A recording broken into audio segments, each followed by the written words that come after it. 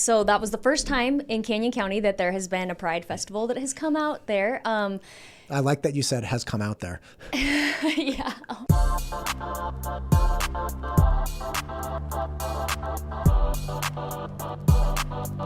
Natalie, how are you? Doing well. How are you? I'm doing swimmingly. Thank you for coming. I know there's been a lot going on with the Nampa City Council. I know there's been a lot going on in Nampa. You have your own life and your own job, and here we are meeting late night.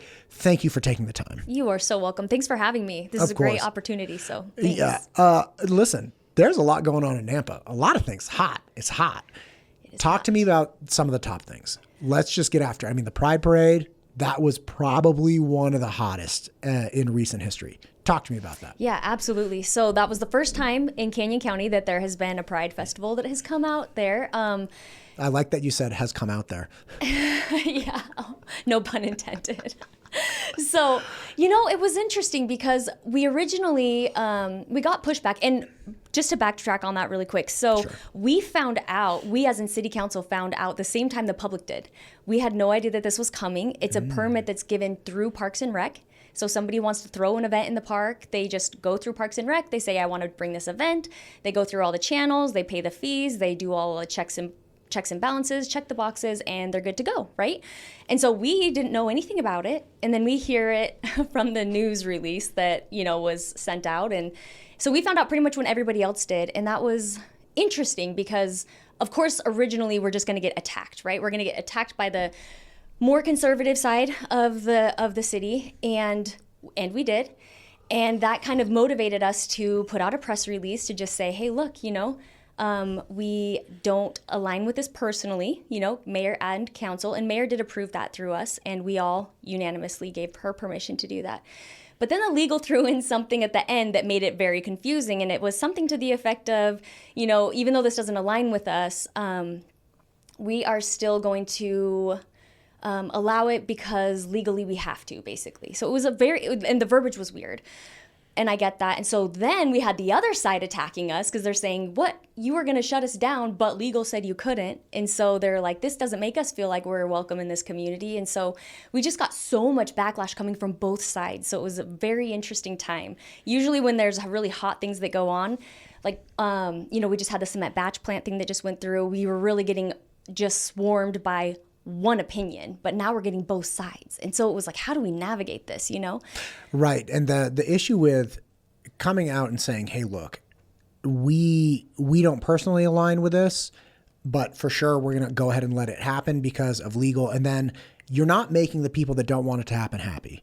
Right. And then the people that do want it to happen are like very upset that you're not personally aligning with their thing. And again, usually in large scale conflicts within a local government, it's always like one side is winning. And they're like, haha, we got what we wanted and the other side's mad. In this guy, you guys, like, there's no way to please everyone. In short of saying like, yes, I'm 100% on board. I love this. And that's not the nature of tolerance anyway. The nature of tolerance is like, we're going to coexist. We're going to deal with each other. We may not love each other, or I may not love your personal decision. I could love you as a person, but I don't love this personal decision you're making or whatever decisions you might make in your lifestyle, but we still are going to go along with it. Right. Right. Right. Yeah. And that was what was so interesting, is I didn't realize how many people that say that they're so conservative, and constitutionalist, but then they're telling us that we need to be shutting this down. And that was a very confusing standpoint. Okay. Explain this, because people that that are self-described constitutionalists are overwhelmingly like mass culture warriors.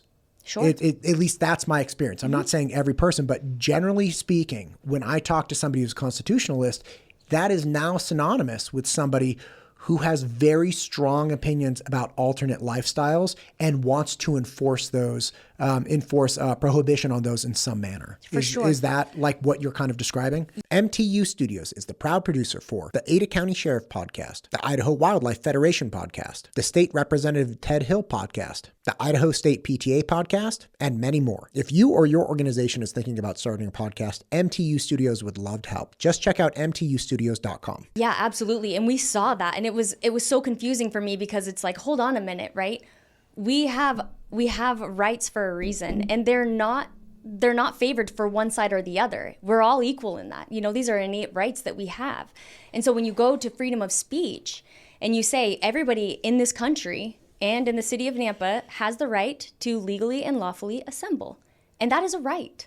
And so we can't shut that down, and we didn't want to shut that down. You know, we wanted community standards to be abided by, and we wanted the law to be respected. And so we put in, you know, our police officers were there and made sure that that stuff happened. There were no arrests, there were no citations given out. It was overwhelmingly a positive experience. Of course, there's a couple things that made it a little bit interesting, but at the end of the day, their assembly was lawful, you know, and we have to honor that. And we should want to honor that, right? Because freedom goes both ways.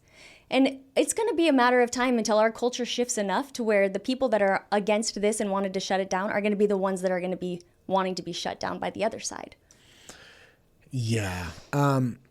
Well, you already see that happening. I've heard a lot of criticisms of the abortion laws that are predominantly more conservative. Mm-hmm. I've heard a lot of criticism of people have even brought up like child marriage in Idaho. And Idaho, it's not like you can just marry off a 12-year-old. But there are nuances to it that it's like, oh, that's an interesting consideration. Like 16-year-olds can get married, I believe, with their parents' consent. Or I'm not 100% an expert on it, but there are conservative leaning laws in place in Idaho that I have heard people criticize. So your point is well made, which is, look, both sides are criticizing each other. There was a big blowback, I thought, from the Boise Pride Parade a couple years back because people felt that the sheriff should have shut it down for lewd and indecent exposure. Am I remembering that correctly? You are, yeah. And I think it was last year, actually, that happened. And what's interesting about that is that it was the same event coordinators that did the Boise Fest that came to Nampa. And so I think that that's where a lot of the original fear was stemmed from, was, hey, this went down in Boise.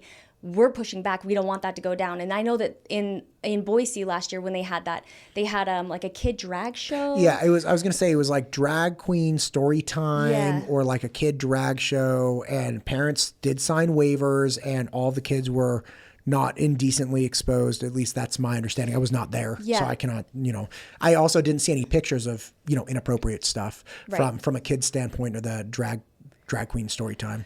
Yeah, and I'm not as familiar with that one. I don't really know what all the specs were, but I know that there were huge concerns, and that was a lot of the pushback that we were getting, which is why we made sure that our PD sat down with these event coordinators and said, hey, look, we have different standards here, and we're not going to allow certain things. And they were very explicit as far as giving them direction and actual details of certain things that were not going to be allowed in Nampa, and they said, if this happens, we're shutting it down. What were those things, if I may ask? Like, what did Nampa PD come to them and say, hey, you cannot do this? So people were primarily worried about penis suckers. They were worried about having... Oh, actual candy. Yeah, candy. Oh, my God. Okay. Yeah. Okay. They were worried about there it is. Body part-shaped suckers and things that you would normally see at bachelorette parties, right?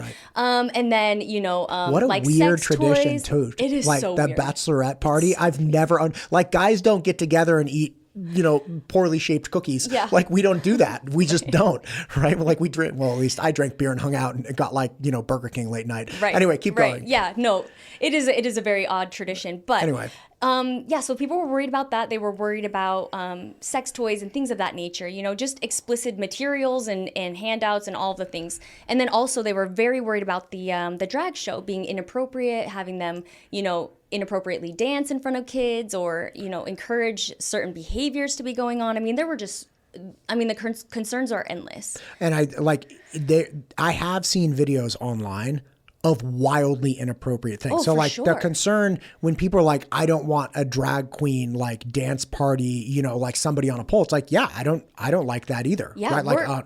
we all agree on that, right? Right. Like nobody wanted that. Right. So the PD sat down and like, all right, look, no suckers, no sex toys, no explicit like drag queen dancing on a pole and like fishnets, none of this stuff. Right. And the coordinator said, okay. Yep, we can do that. Okay. And we had our Parks and Rec do the same. And then, mayor's office, like there was so much communication going on behind the scenes, which is why we didn't love the idea of the fears that came with the event, right? But we had enough faith in the communications that were happening that we felt like we really were going to be able to have it under control. And there's really nothing that we can do as long as it is under control. And we don't want to. We want everybody to be able to feel a part of the community and have the same rights as everybody else, you know? Right. And that's important.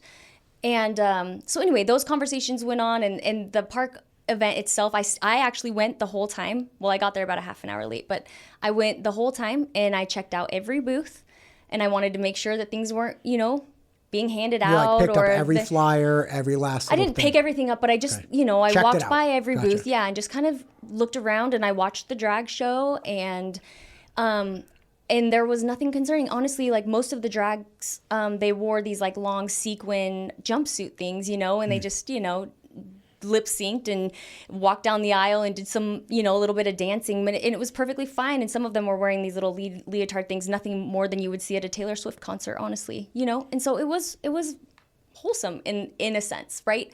I don't personally align with the event. I wouldn't have taken my kids, but if that aligned with my culture and that's something that I wanted to be a part of in my life, I would have felt fine taking my kids under those circumstances. There wasn't Right. anything overly crazy that, would make me uncomfortable. Sure. And again, this was probably one of the most hotly watched events in recent history in the area. If sure. there was footage of an event that went down there, they're like, see, this is the problem. This is why we didn't want this. Like if that footage existed with our capacity to film things, I have to imagine that if one of the biggest fears did come to pass, we would have seen it a million times over. Like it would have been shared roundly. I haven't seen anything to indicate anything counter to what you've said. Like I haven't seen shots that were inappropriate from like a drag thing. I haven't seen any twerking or weirdness or like nudity photos. And I've been looking because I want to know, I really like the truth. I really enjoy that. It's delicious to me. It's like, okay, this is reality and that's not. And your fear is reality. And then what happened is also reality. So let's talk about your fear and see if your fear actually came to pass.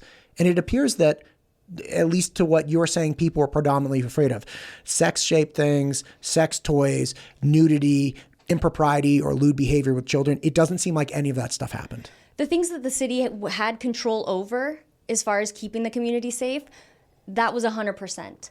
The issue is Idaho statute, and there actually were a couple people that crossed some lines, in my opinion, and in the opinion of a lot of people. Okay, here we go. What are you talking about? Yeah, so there have been a couple photos circulating, so I can help you find them if you wanted to see them, but there was a couple men that were trans, and so they are women, and they had... We got to be really clear here. Okay. There were a couple biological men Yes. that feel like they are women. Correct. And arrived dressed or presenting themselves as women.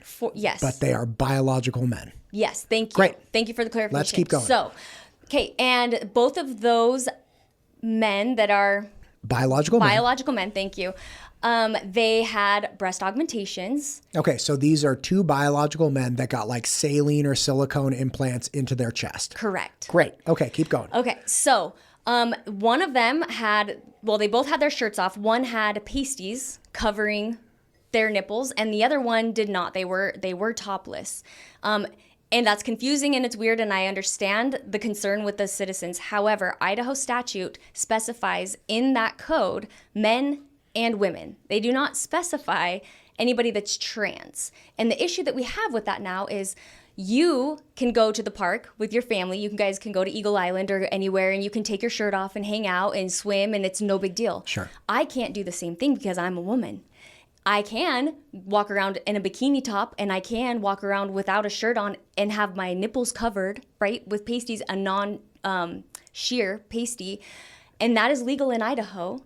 But that's the difference, right? And so the one man that just had the pasties on, he would have been protected. He would have if been he protected. was a biological woman or a biological man. Correct. Or I shouldn't say he. Yeah. I don't know how. Whatever. That person is covered. Correct. And the other one, even though he as a biological male has breasts of sorts, they're still protected because he's a man. Even if he's posing as a woman or transitioning to be a woman, he is still a biological man. And so per Idaho statute, that is allowed.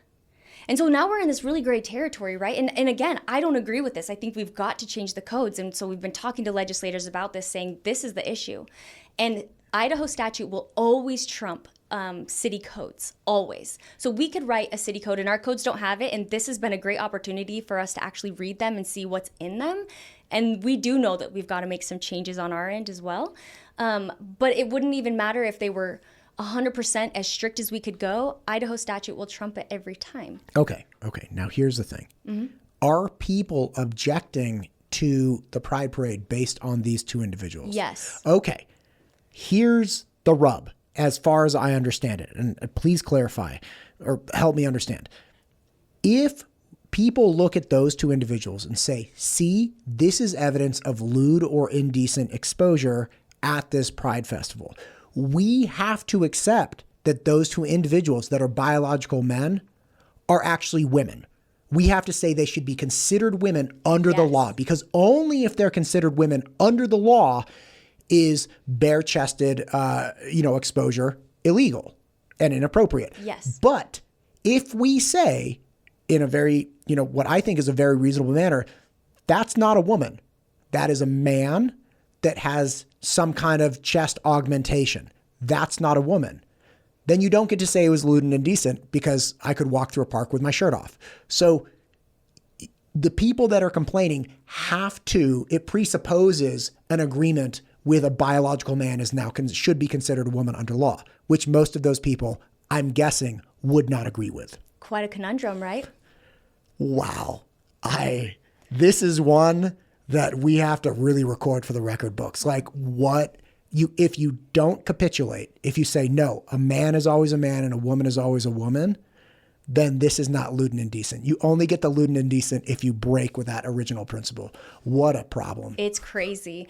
I know, and our legislators are really going to have an issue with this coming forward in this next legislative session. How do we write code or statutes that don't, condone certain behaviors, but also cover us legally so that these types of things can't be going on, right? Because it is confusing to have a man walking around with breasts and exposing them around children, and that shouldn't be legal, But how do we dance around this? Well, and I don't know, but how do you mean? If I take my shirt off and I'm skinny, it's fine. But if I take my shirt off presenting as a man and I happen to be a little overweight or have gynecomastia, should I have to cover my chest?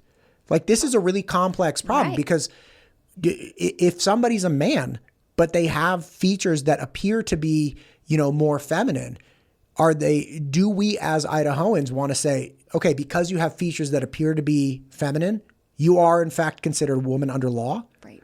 I mean, and could you imagine for our law enforcement to have to walk around and, give people citations? I don't know. I'm going to guess. I don't know, Steve. What do you think? He's like, I know. And it's so hard because how do you prosecute these things? How do you criminalize people for doing indecent things, and just how do you go around the statute? It's just a weird face. It's a weird place to be. So it's going to be interesting, but it's going to have to be done. Yeah. What a weird thing. I couldn't even start to unpack that. Yeah. What an odd thing. Here's a question for you. I feel like Idaho is very much under attack from a kind of conflict entrepreneurs. And I would consider these a conflict entrepreneur, somebody with ulterior motives, potentially out of state, funding people coming in, like the Palestine protests, the Hamas protesters down at the Capitol. It's my understanding that several law enforcement agencies did confirm that those people were out-of-state people, essentially part of several different groups that were being funded to be there by something else, by some other entity. Mm-hmm. Okay, George Soros, I have no idea. It doesn't matter to me. What matters to me is that those aren't Idahoans, and they're here to cause problems. Mm-hmm. And I hate that. Yeah. We have our own problems. We have enough problems, right? We have real problems with jails being overcrowded, with school funding, with sewer systems, with, where to build, because so many people, we have our own problems. We don't need people bringing in outside problems. And what's interesting to me is, I think you mentioned that there are just 2 people. How many people were at the parade in total? Our police said somewhere north of 3,000. Great. So you have 3,000 people. And out of that 3,000, where, 2,998 people are without question hey, look, okay, that's a guy dressed like a girl in a sequin thing. Okay, there's nothing crazy here. You have 2 individuals who have gone through elective surgery to augment their bodies and then flaunt those like just wildly and create this dissent. It's like, do you think they even live in Nampa? I have no idea. Like, are these people neighbors to like people that we don't know? That is like, oh no, that's like Jim. He works at, Whole Foods or something. Like, I have no idea. Or Jan. I don't know how these people, I've never met these people. Right. But the point is, it seems like it's a situation that's just ripe for the plucking with people that want to cause problems. It's like, I know, Nampa's flipped out about this. Let's get in the car and drive there and just blow people's top. Like, let's get them upset. Yeah. And I don't know that is the case here, but it seems highly possible where it's like, if these people were existing in Nampa, if these were like Nampa locals, I feel like there would have been some acknowledgement of them, or they wouldn't have stuck out like a sore thumb. I don't know. Maybe I'm way wrong on this. And it's hard to say, and I don't know, but well, here's the question. If they were, why would they be living in Nampa? Right. Why move to Nampa? If you're that person, why are you moving to Nampa to hang out in Nampa? That's one of the most conservative areas of Idaho. Right. Like, you missed, your realtor sold you on something wrong, and you wouldn't be the first one, but they really missed the mark. Yeah, I would agree with that.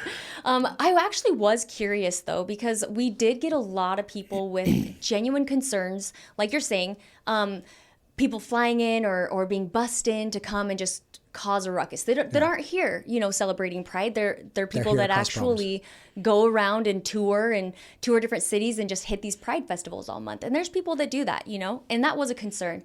So out of curiosity, when I was walking in, and mind you, there were so many people there, I got there half an hour late. So all the parking in the park was completely full, and I had to park quite a few blocks away from the park and walk in. And I was just noticing license plates, and just to kind of get an idea of like, who are the people here and coming here.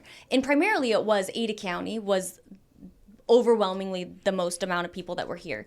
And then Canyon County, and I only saw 3 out-of-state plates actually in the parking lot. And so that was interesting. What were those states? We had 1 Oregon, 1 Washington, and 1 Pennsylvania. Yeah. Yeah. And so who knows? The one day California doesn't take the hit. I know, right? Yeah. That is funny. They've already all changed their plates, though. I love that. Like, everyone online blames California. Just like, you're surrounded by other states, too. Like, Washington is pretty terrible, too. Like, I know a lot of people from Seattle and the surrounding areas. Like, one of my dear friends is from the Oregon area. And he's like this wonderful guy who moved here from this, like, somewhere outside of Portland, started a business, sold a business. Like, I'm getting the hell out of here. And he moved here. It's like, they come from all over, but like California takes it on the chin. Well, I think California is primarily what gave us the huge influx that we had, Yeah, but could be. Anyway, yeah. So I mean, it's just it was an interesting hot thing that went down. But I wanted to go so I could personally see it for myself and be able to convey to just the citizens, this is what happened. This was my experience. Again, it's my experience. Somebody else could have seen things differently or seen things that I didn't see. Who knows? But overwhelmingly, that was the experience, was that it was decently fine. Here's a question for you. And this is, in my opinion, a tough question. There are people that I've heard argue that city council is supposed to represent their constituents. Mm-hmm. But the fundamental purpose of the city council is not just to represent constituents, but also defend the laws of the land. They're supposed to represent constituents in a legal manner, right? You can't just go rogue. Like, oh, all of the citizens want me to like hang this guy, so I'm just going to hang him. Pure it's anarchy. Like, right. Like, you don't, and we wouldn't want that. Perhaps in this situation, there might be people that say, no, she actually should have, gone rogue, done what we wanted her to. And that's all well and fine when the issue is in your favor. Correct. But when the issue is not in your favor, we don't want a system that allows people to just go AWOL and do whatever they want, right? So, like, what do you think it is? Do you think that the obligation in this case is more towards the citizens and your constituents that were upset? Because let's make the gross assumption that there are probably some of your constituents that wanted this. I don't know how many or what percentage, but let's just say that there were some, okay? Or is your obligation not necessarily to constituents, but to the Constitution and the laws of the land first? Yeah. So we got emails from both sides, feedback either way. And so people did want this and people did not want this. So that evidence is there. It is a very interesting situation because we live in such a conservative area. And I think that we're primarily a Christian community, and we know that. And that's where the majority of our pushback came. However, when you take office, any office, you swear, you take an oath to protect the Constitution and to defend that. And at least for me, I can only speak for myself, but I take that very seriously. You know, people put me in this position to uphold the Constitution and to protect people's rights. That's a heavy burden sometimes, and it's kind of can turn into a very unpopular position, you know? And it's you know, we want to listen to everybody, but at the same time, we've got to have a balance because we have to protect people's rights. What do you think about the people that have the position that if we give an inch, they're going to take a mile? Because I hear a lot of people saying, hey, it starts with a pride parade. The next thing you know, we have tent cities all over. We've totally, degraded our culture, our civilization, our society. It's over. And this is one of the steps. Mm-hmm. So I think it's more of just being proactive instead of reactionary. And in this case, we are reactionary because we're recognizing now we did not have proper city codes and state statutes to prevent certain behaviors that the majority of us, including myself, don't agree with, that we didn't think that was appropriate. And so now we're being reactionary and we're saying, hey, we got to take a look at this. We've got to make some changes so that we can be preventative moving forward, right? And now I think that the best thing that we can do is look at our statutes now, look at the things that we do and we don't like that are happening. Our culture's changing. People are coming here overwhelmingly because it's a great place to live, which is awesome. It is a great place to live. However, because of the influx of people, we are getting a culture shift. So I think that we do need to see the things that are happening now that we are starting to happen, or we can see maybe might happen, and just take a look at what our statutes are and say, how do we make changes to prevent certain things from happening that we know we don't want here? I think that's the best step. Do you think we're doing that? On a state level or a city level? Either one. Just in Idaho in general? Yeah. Maybe a little and maybe not. Right? I mean, I can't speak to the legislator. That would have to be for them to know what they're working on, and I'm not sure what all the legislation is that they're working on, but I know this one's going to be one to hit the floor this next session. This is like an obscure one. I feel like we are doing that. Yeah. That was not like a trick question. I feel like looking at, and again, whether or not you agree with the library bill, there were lots of iterations. Mm-hmm. So you saw the legislator grappling with what they roundly agreed were inappropriate books. How to deal with inappropriate books, whether you make it a state thing, whether you make it a local thing, whether there should be punitive damages, whether there shouldn't be, whether these should be dealt with by elected local officials or not. Like, we all grappled with, okay, how do we address this problem? Mm-hmm. But everybody was like, there's a problem, and we're all going to put our heads together and do our damnedest to like figure out a way forward. Yeah. Okay. And you have like the pronoun bill, compulsory gender language. They're like, hey, this is a problem. We're not messing around. Like, you can elect to call people whatever you want, right? So you can elect to use somebody's preferred pronoun. Fine. If I want you to call me a Zer, you can elect to do that. Mm-hmm. But I can't force you to do that. Right. That's called freedom of speech, mm-hmm. right? I feel like Idaho is doing this, and I that makes me really happy. It makes me feel like this state in particular is not only awesome and great and the best that I know of, but it will have longevity. I'm just not as concerned as some people. I think our legislator really is working. And yeah, like, they're arguing over things. Mm-hmm. Thank God. They should argue over things. Yeah. But they are taking steps to ward off some of the cultural and what I consider cultural insanity from the surrounding states, and specifically the coastal states, right? And like, even this, you're saying, hey, the 3,000 people there, 2 were off point. We're going to have to address that. Yeah. Right? It's like, great. You don't wait. Like, you're not waiting until all of these, and you were proactive to the degree that you could forecast something in some manner of impropriety. You probably didn't sit down with your police chief and the presenter and say like, okay, look, no biological dudes with breast augmentations with anything under a pasty. Yeah. Like, nobody saw that one coming. Yeah. Right. And the things that you did see coming, you addressed and they were respected. So it's like, wonderful.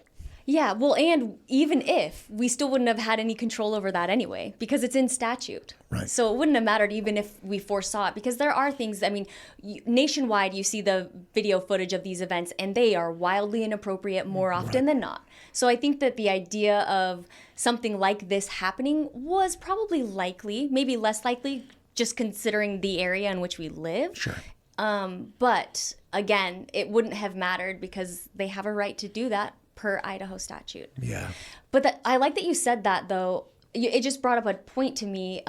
This is really why it is so important for city officials to have good working relationships with their legislators, so that there's a bridge that is in between them, so that we can actually get good legislation done.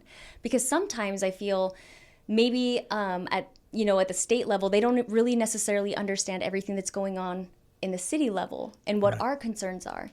Whereas, again, if we were to write codes that we know are concerning to us, and so we're putting them into place, but then our statutes they're more lucrative, that's going to always take precedent. That's always going to be what holds up in court. And so we have to have those relationships so we can get good legislation done. Right.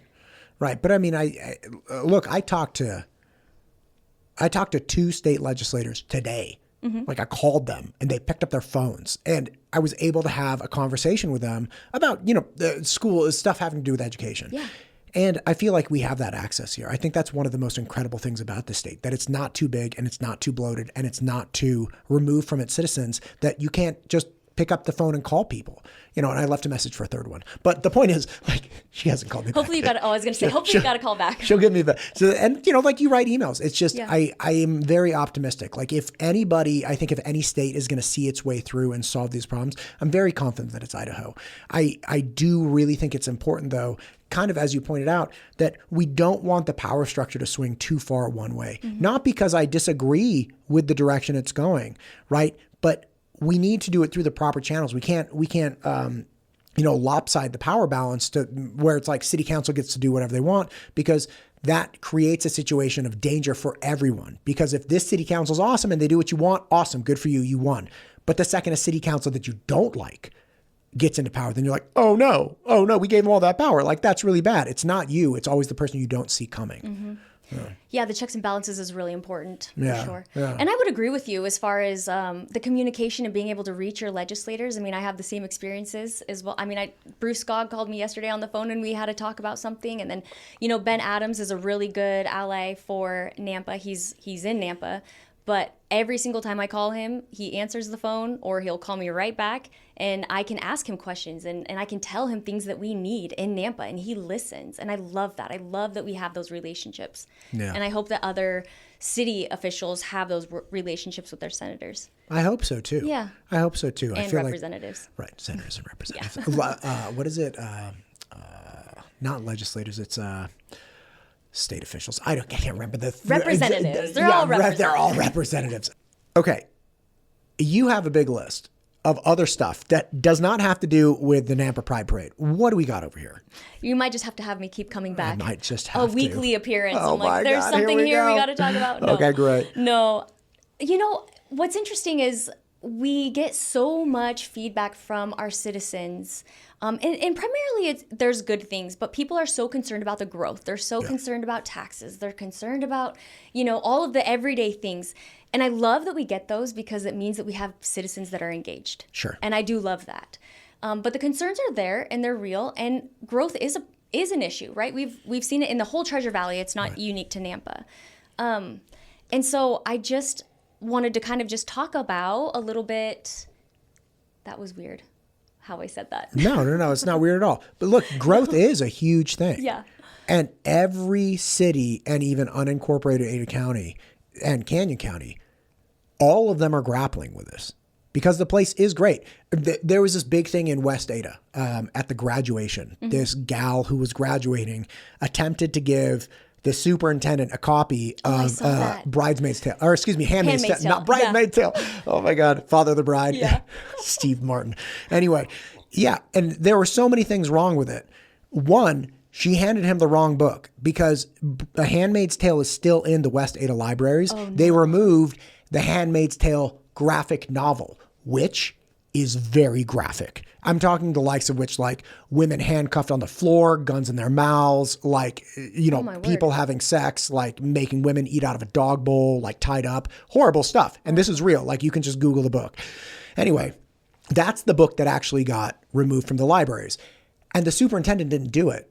It was not under it was the board that she shook hands with on the way to the superintendent. Like, there were a lot of things wrong with it, but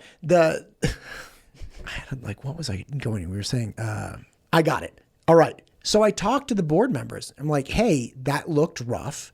And they were not happy with it. Like, this is a failure on a lot of parts. First off, like, this person could have come and objected to board meetings. Like, this is not the way to communicate. This was a celebration of people's achievements. It was not something for somebody to just, take everybody's time and make this like social media post, because she turns around and like shows the book to everyone, then tries to hand it to Dr. Bub. But ultimately, one of the board members was like, this is actually a great advertisement for West Ada. And I was like, what? He was like, think about it. Everybody who's concerned about library books knows that West Ada is not messing around. So like, it's an incredible advertisement. Yeah, so it's like great the population just like got bigger. Like 100 people who saw that are like, that's the place I want my kids going to school. Right. So the place is only getting better. Right. And we're only self-selecting. This is the other interesting thing. Is Nampa going to bloat now with people that love pride parades? Probably not. The people that love pride parades are going to probably be like, that was the most like innocuous pride parade ever. And they lost their minds. So I'm not moving there. Like, Nampa's just further signaling that you should self-select appropriately. We're going to continue to have growth. It's all going to, hopefully it's going to attract the good people that gel with the communities well. Yeah, I think so too. I definitely think. But we have really concerned citizens that live in Nampa, and they're not afraid to tell us what they think. And I love that. And so I just want people to know that the best way to get things done is to be close to your local government, because we can complain all day long about the feds and all the things that they're doing, and until we're blue in the face and we get nothing done, right? It's the government that is the closest to you, that affects you every single day. Local government, we are the ones that are affecting you every day. We're affecting what streets are getting closed. We're affecting what neighborhoods coming in next to you, and what businesses can come in and out, like your taxes, all of the things, right? And that's the closest form of government. And so when you have a good relationship with your city council, with your mayor, and you're involved and you're active and you're learning and you're engaged, we have such a better society that way. When we have citizens that are informed and they're educated on the issues, and they can come and they can be a part of the process. We invite people to be a part of the process. And what's unique, we have an outstanding mayor. Have you met Mayor Kling at all? I have not had the pleasure. She is fantastic. Honestly, we are so blessed. She's been the best person to be on council under, because just the way that she articulates herself, the way that she communicates, and she genuinely cares about the people. She doesn't make decisions on a whim. She thinks them through.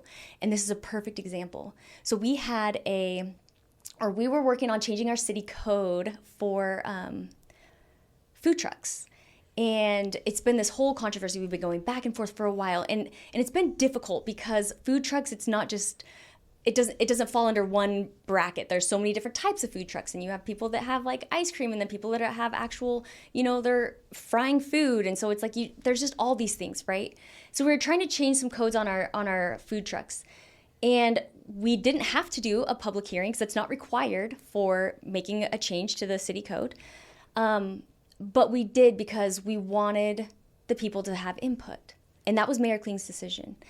And we did, and we got so much pushback from the community, as far as the food truck community and some constituents as well. And anyway, we put a pause on that, and this was Mayor Kling's decision, but she said, you know what?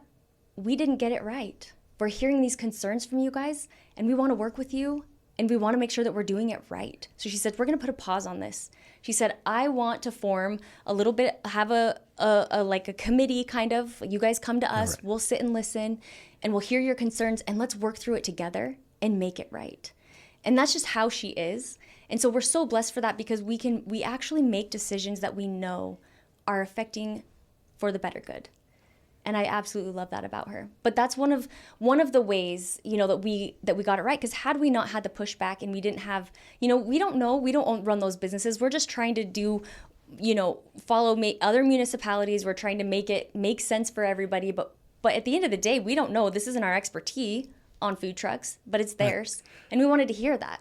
Right. And the number of people, to your point, the number of people that, like I post a lot of stuff about West Data, the education district, all these things. And the number of people that make comments and say, I had this bad experience. It was so bad. And whatever they're describing in the comments, generally it's like, okay, that does not sound good. And I immediately say, did you get a hold of your board member or did you tell your principal? And the number of people that will have something that sounds really bad that will say, no, because they don't care anyway. It's like, well, then why are you coming on Instagram telling me that this horrible thing happened and you don't even want to reach out to your board member or your principal or anything? Like, that's the problem, because I do think these people care. And I'm not saying everybody will always get a positive outcome with their issue, but I have not known people in this area to not care, especially the local government people. They may not be getting it right every single time, but they do care. At least that's my experience. And yeah, if you just communicate, like, let's give people a chance. Let's give the government a chance to work for us.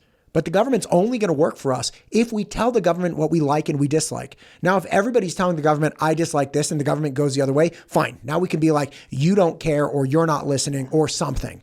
But until that happens, it's like, no. You don't get to say they don't care until you've at least tried to talk to them. Absolutely. Yeah.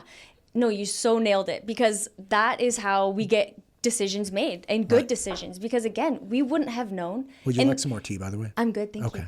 Yeah, we wouldn't have known. And so it's things like that. The public hearing process is so vital for citizens to be able to be engaged in the process, whether it's growth, whether it's taxes, whether it's whatever. But that is your opportunity to be heard. And we have that right to be heard, and our city officials want to hear. I think generally they want to hear. I can't speak for other councils, but I would assume that they're probably the same as us. Right. And I know that ours for sure, we care about the citizens, and we want to make sure that we're making the right decisions that are impacting them every single day. Right. And sometimes we just don't know. I'm not their neighbor, so I don't know what this is doing down the street. I can guess by reading the materials to see what's going to happen, but I don't know because I don't live right there. But these people do. So I want to hear what they have to say. And that helps me make better decisions. Right. There's this great lack of faith in the government election system. Mm-hmm. And predominantly, I have not seen any examples of people saying, hey, this happened to me in Idaho. People say, like, this happened to my wife in Nevada, or this happened somewhere in Florida, or blah, blah, blah, wherever, like, it's happening.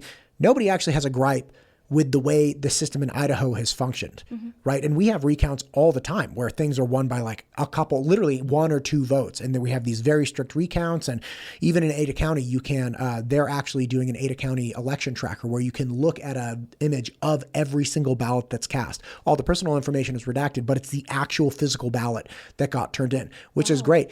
But do you think that lack of faith in the election system, which I think, again, is unwarranted in this state, do you think that bleeds over into lack of faith of the functioning of government? Like, people, for instance, I could speak for myself. The place I moved from, I'm like, oh, you guys are a bunch of dump trucks, right? And I very much appreciated a couple of the city council people, but the rest of the people in the surrounding area, I'm like, you guys are doing nothing, or like, there's no access to you. There's no communication with you. Like, you're not concerned about us as citizens here. I don't find that to be the case here, but I bring that anxiety from my other place. Right. Do you think that's playing into people not connecting? It's possible, but I think it's probably a very small percentage of that, honestly. Then why do you think people aren't getting a hold of you and just like more effectively communicating issues? I mean, we do have a lot of citizens that are, but we do feel that, I mean, there are going to be those ones that are doing it more regularly than others, Sure. But I think that people just get busy. I think that, and sometimes people just say, I had no idea. I had no idea that this was going on. So look for your public hearing notices. It's statute that you have to have a public hearing notice on a piece of land or something that's going to have a public hearing. And they always have to have materials, the flyers there, and you can pick it up and read it, and it will give you information about what's going to be coming here and when the public hearing is going to be taking place. Sure. And then you can always find your city officials' emails on their websites. Contact them, let them know. If you can't go to the public hearing, email them and let them know your position, because we always do forward those over to our clerk, and they are part of the public record for that public hearing. So those are really important too. Wild times, man. Mm-hmm. Are there any problems with funding Nampa? Because obviously the school district is going through some contraction.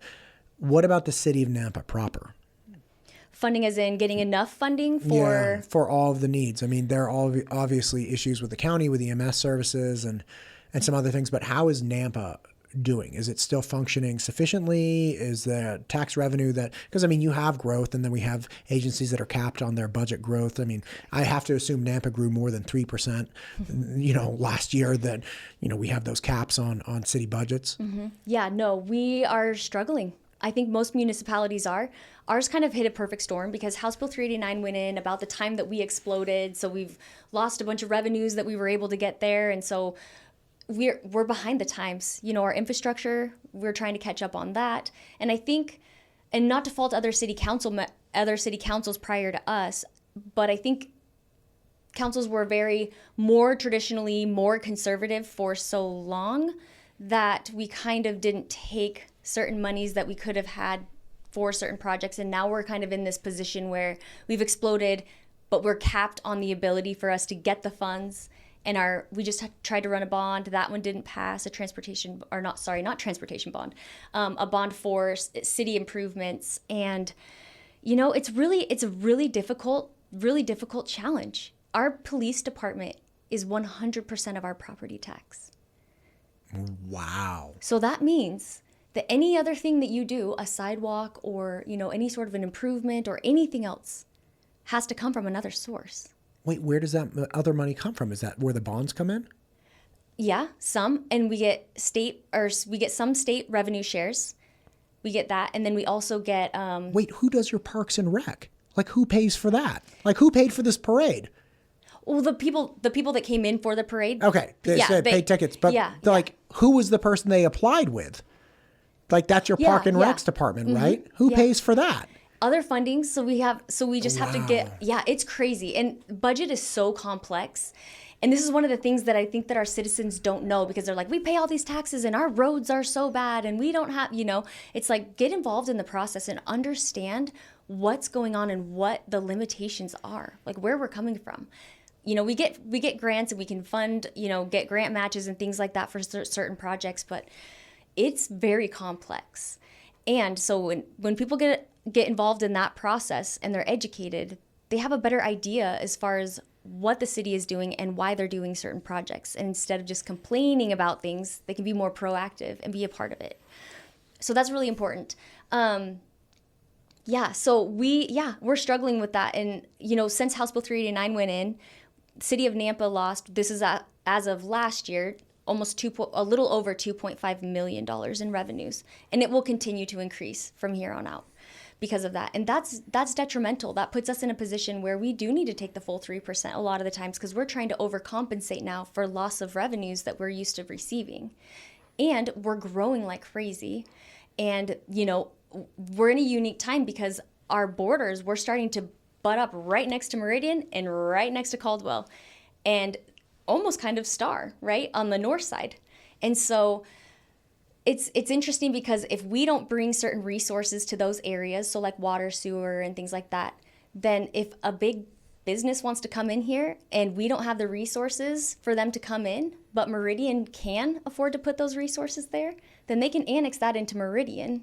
And now we've lost that tax base forever. It's very interesting. So we're just under a lot of pressure right now, to really try to figure out how do we grow in a smart way, and how do we look at it long term and not just at the tips of our nose, right? And just this year, how are we going to do it? No, how are we doing this? What decisions are we making today that are going to help Nampa in 20 years from now? Right. What does that look like? And it kind of can be unpopular sometimes, because we do have to make improvements to things and spend money to make money, right? It's a basic business plan. But a lot of times people don't really want that, because they're saying, why do we need to do this? Or why are we funding this? Developers should be funding these things, and it's, but we have to be able to invest in certain things to bring those revenue sources in. This is complex. It's very... I have a lot more questions, but it's almost 9:00. Okay. I gotta let you go. Can you please come back and we'll talk more in depth about this? I really appreciate you. Thank you for helping the city of Nampa. I don't live in Nampa, but you seem like a great person for the job. And I appreciate all the information about, the parade. And this is really complex. I think there's a lot of cultural shifting throughout the United States. And And it's cool to see people meaningfully struggling with it and grappling with the issues and trying to see ways through it to preserve everybody's culture and beliefs in the best way possible while still honoring the law of the land. Absolutely. Well, thank you so much. I appreciate it. You're welcome. I'm glad to be back. I will be glad to come back. How's that? I hope so. Thank you very much. Thank you. MTU Studios is the proud producer for the Ada County Sheriff Podcast, the Idaho Wildlife Federation Podcast, the State Representative Ted Hill Podcast, the Idaho State PTA Podcast, and many more. If you or your organization is thinking about starting a podcast, MTU Studios would love to help. Just check out mtustudios.com.